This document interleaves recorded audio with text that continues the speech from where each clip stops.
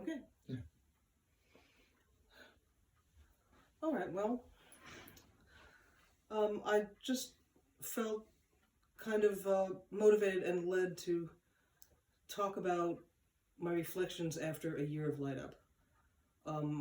I went through Light Up with Derek in July of last year, and it has continued to bring some profound changes and also some really subtle ones. And the most important thing that I've noticed is that it never stops changing. The biggest thing I'm noticing right now is how much my language has changed that I use just in everyday speech, and even when I think in my own head, how that language has changed. Now, I mean, don't get me wrong, I still swear like a sailor. It's not that kind of language change. I don't feel so addicted to being certain. So instead of saying to another person, for example, you should do X, I'll say, have you considered X? Or you might want to look at X. And I find that I'm having much better conversations because that's a lot less threatening than if you just order somebody to do something, basically. And that language change has produced a lot of other psychological changes. So I'm not saying those things to myself anymore. I'm not so hard on myself in my own head. That means I can be nicer to other people. And as it happened, having that compassion for myself, compassion for other people,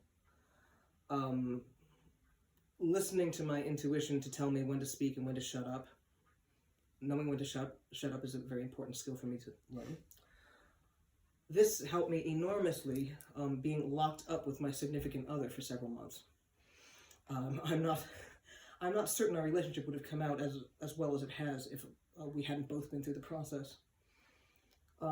Another thing that has really been a gift to me is the easy connection with my intuition. I've always been a quite intuitive person, and I also used to have a habit of overriding it because it just didn't seem like the right thing to do, and it didn't go according to what my habits and my training had been, my upbringing. So with that in mind, I'd like to tell you a little story about the first time in a long time that I overrode my intuition, and it's really fresh on my mind because it was 2 weeks ago.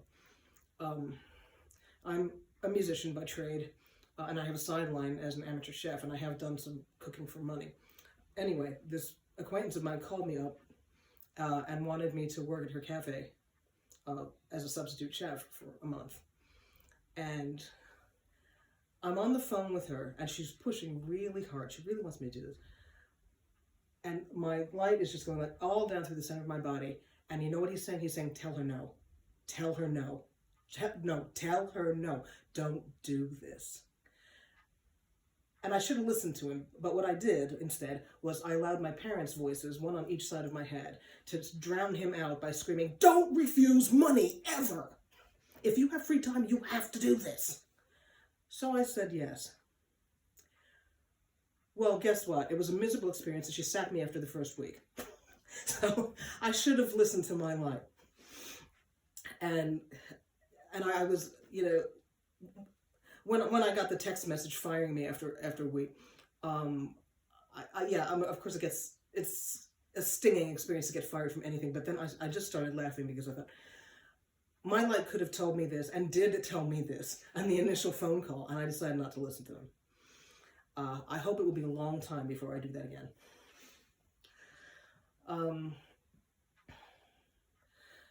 In general, I'm not taking things anywhere near as personally anymore as I used to do. Because, shit happens in life. People who say they want you to work for them will fire you.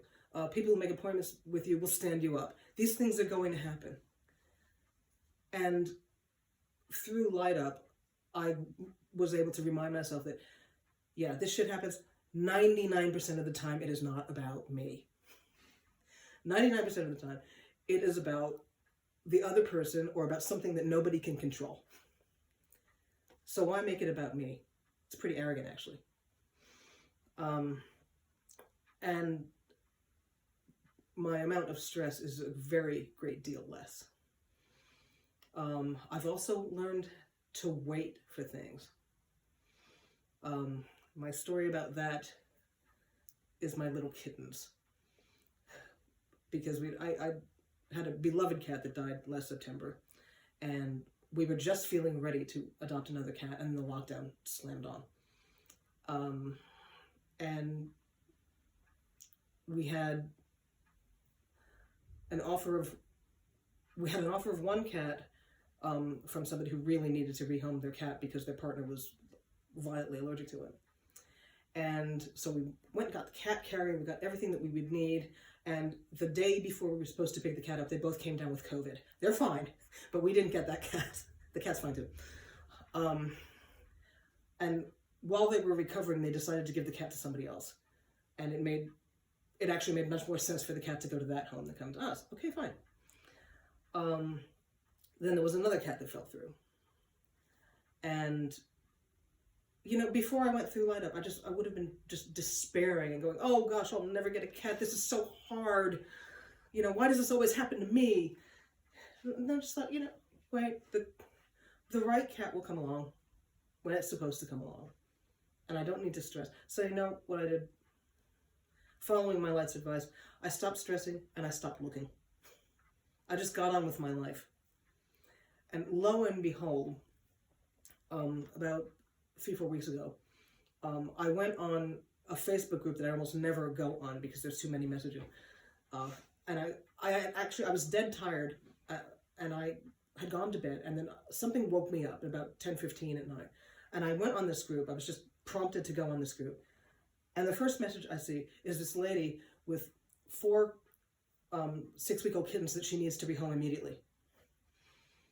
And they were the most adorable things. And so, you know, I got the nudge, message her now. And my brain's going like, oh, come on, this is never going to work. Message her now. So I message her. And, you know, we had to drive 150 miles each way to get these cats. But now we are the proud mommies of 2 of the most gorgeous little fuzzy black cats you've ever seen. They are the perfect cats. And it was just this, I just had to wait long enough, and then this odd coincidence happened, and here they are.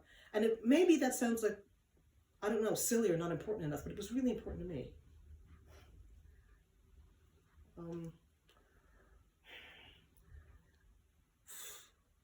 In general, I would encourage anybody who has an interest in Light Up to go and do it.